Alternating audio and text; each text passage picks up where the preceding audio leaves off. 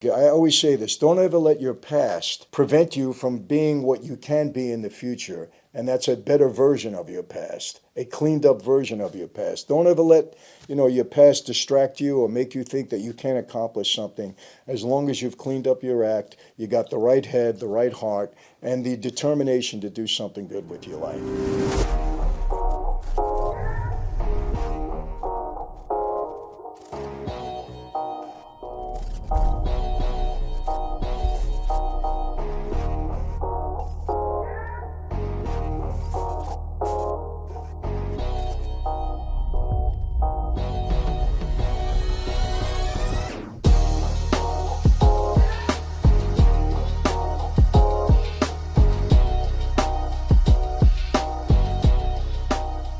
Hey everyone, welcome to another sit down with Michael Franzese. Hope everybody is doing well. All is very good, very blessed on this end. And as you can see, different location. I'm right now sitting in my hotel room in London, England. I've been here since June 29th, I believe. A couple of weeks now. We've been on tour, speaking tour. The events have been going pretty well. Happy about that. But it's been very hectic the past couple of weeks. So I know I've been off the grid on YouTube, but I'm back. And we got a lot of pretty good things coming up for you now that we're settled here. I'm going to be here another couple of weeks, and I got to tell you, London is a tremendous city. The United Kingdom is just a beautiful country. The people have been great. Just, realizing that New York City was really born out of London. I mean, this is, I think, the fourth time that I've been here, but I haven't spent this much time here. Really is an amazing city.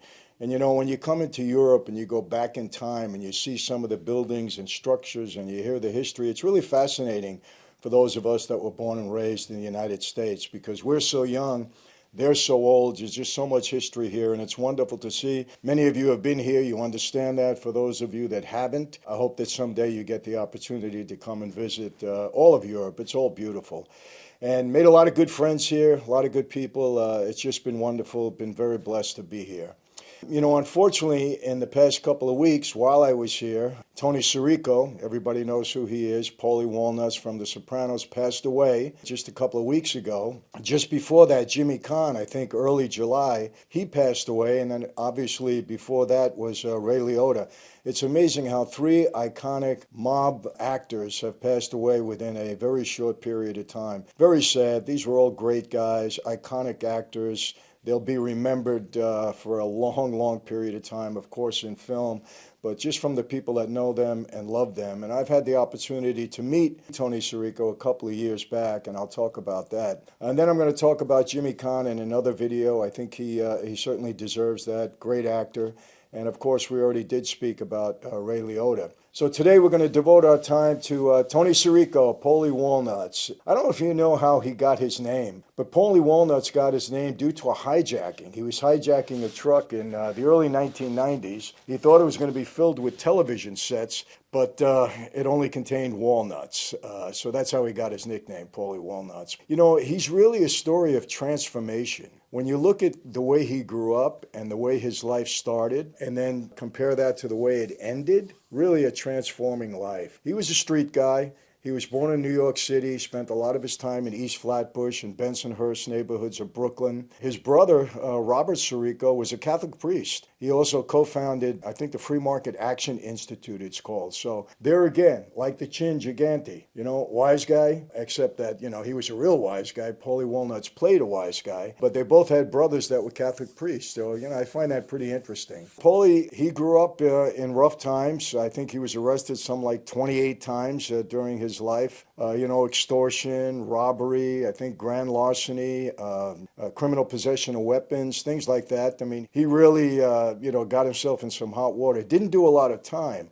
I think he was arrested in 1970 for criminal possession of weapons and extortion.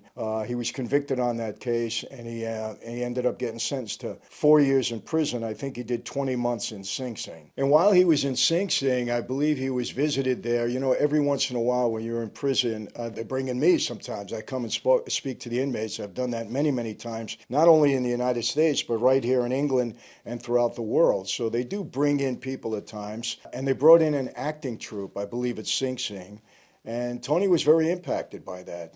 It stayed in his mind, and when he got out of prison, he decided that he wanted to be an actor. The first thing that he did, very, very interesting, was a documentary film. It was produced and directed by, I think, James Tomac, who was pretty well known at that time. And it was called The Big Bang. And the film addresses questions about life and experience. It was released, I think, in May of 1990. That was his first major thing, and it was on PBS. And I think you can find it on YouTube. I didn't look at it, but I think you can find it there.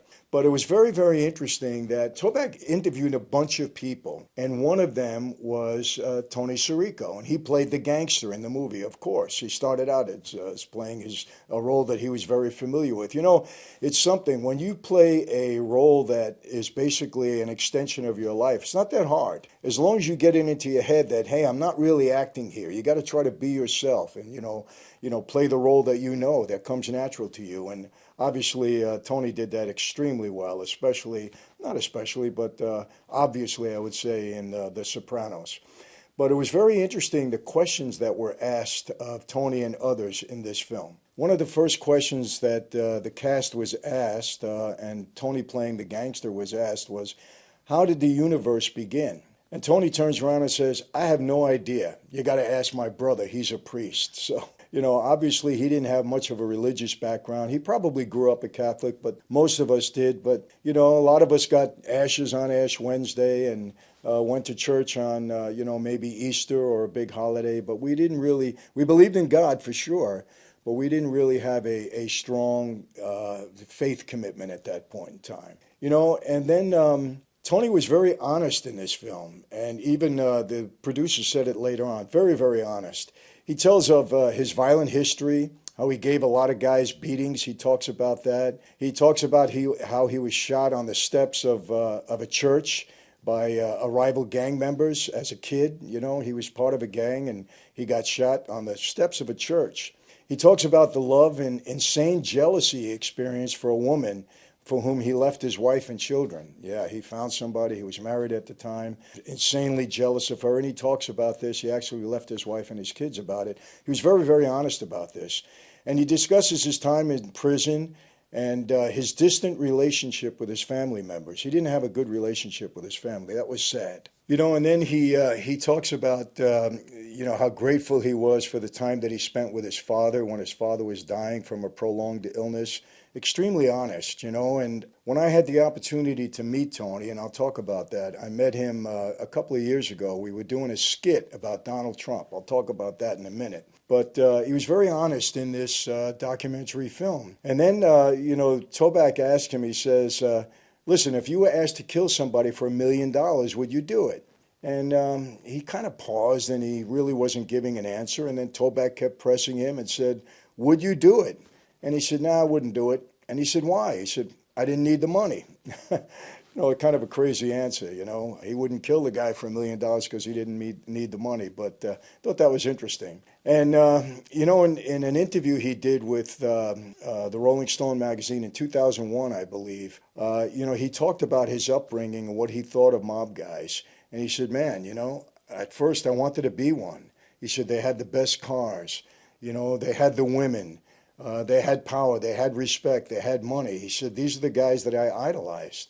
And then he goes on to say something very interesting. He said, I almost made the mistake of becoming the guy that I always acted about. And he realized, I think, at some point in time or whatever, happened in him, that wasn't the life that he really should pursue, even when he was in prison. And who knows, if this acting crew didn't come in there and he wasn't impacted by it, maybe Tony would have went a whole nother route, the route he was going. Maybe he would have become associated with one of the families. He wasn't at that point. He never talks about that. He knew guys, obviously, but he didn't get involved. Similar to Chaz Palminteri, who grew up under the same situation. He knew the guys, but he never wanted to be involved. I find it fascinating that some guys from the street, just something clicks in them and they say, this is great, it's attractive, it's wonderful on the outside, but it's not something I should be a part of. And, Tony Sirico and Chaz Palminteri share that same kind of background, the same kind of a story. Now, when did I meet him? You know, it's funny, about 2 or 3 years ago, I think just before the pandemic, I got a call from the people at Comedy Central that do the President's Show, and they said, Michael, we're doing a skit on Donald Trump, and we'd like you to come in and be involved. So they made me a deal. I went in there, and we filmed this. I believe it was, I don't remember, it was Brooklyn or Manhattan. But a couple of us were there. There was a Donald Trump impersonator, and Tony Sirico was in a restaurant, played the waiter. You know, when we made eye contact, I had met him once, I believe in the early 80s. I'm almost positive. But it was briefly, in passing. I met him in a club or something. And we made eye contact, and he was kind of eyeing me for a minute and saying, I know this guy. I've seen this guy. But he couldn't put it together. Well, after we did the skit, which was funny, by the way, and I think it's on YouTube someplace on the President's Club, Tony and I had the opportunity to speak a little bit later on. And we talked about things and talked about the neighborhood and talked about, the Sopranos and things like that. But I noticed that he was kind of going in and out during the conversation. And I think it was the early signs of dementia. And obviously, most of you people know that he did suffer from dementia later on, and that was probably a major cause of whatever illness it was that took his life. But I really enjoyed the conversation with him. He was a genuine guy. He was very sweet, very tender-hearted at the time. You could see because we talked about some family issues. Probably spent about an hour and a half together. We had a drink. It was really great. It was just he and I. So really enjoyed that. He was a different kind of guy than what he portrayed on The Sopranos and portrayed in some of the films. The interesting thing, I remember David Chase saying at one time that Tony would accept the role of Paulie Walnuts as long as he didn't have to be a rat. He didn't want to be a rat in the film. Chase also said that Paulie was the only guy that he ever changed a line for. I know Chase had a reputation. Whatever was on the script, that was it. You couldn't change it. That's what he wanted. But Sirico went to him one time and said, listen, they're referring to me as a bully. And I don't like that. And I want you to take it out. And Chase did it. And Chase spoke glowingly of him. And, I had the opportunity to meet a couple of the cast members of Sopranos. I know Vinny Pastore and a few other guys that I met. They all spoke very highly of him, very well of him. Chaz spoke very well of him. And his agent of 25 years said, he was nothing like the gangster that he played in his roles in the movie and television. He was a very tender-hearted guy. He was a very loyal client for over 25 years. He was an ex-Army vet, and he was a big contributor to Wounded Warriors. He loved that. And he would devote a lot of his time to children. He would go into children's hospitals. So he really was a transformed guy, And it's fascinating to me, too. A lot of guys on the street, they may do bad things. They may get involved in criminal activity, but they still got good hearts. And it's a fascinating, thing about some people. I've met the opposite. I've met some guys on the street that just seem so cold-hearted, and, a couple of them you could call serial killers. I mean, there's something about those guys that's just different. But there's a lot of guys on the street that really had good hearts. Might have been involved in criminal activity, didn't like the government. Yeah, they might rob and steal and do things to make money. But deep down inside, they'd give you the shirt off their backs. I mean, it's amazing, And I can tell you this, people, in my case, I think one of the reasons that I'm sitting here and able to talk to you is because, look, I did what I had to do when I was on the street, but I think God knew my heart.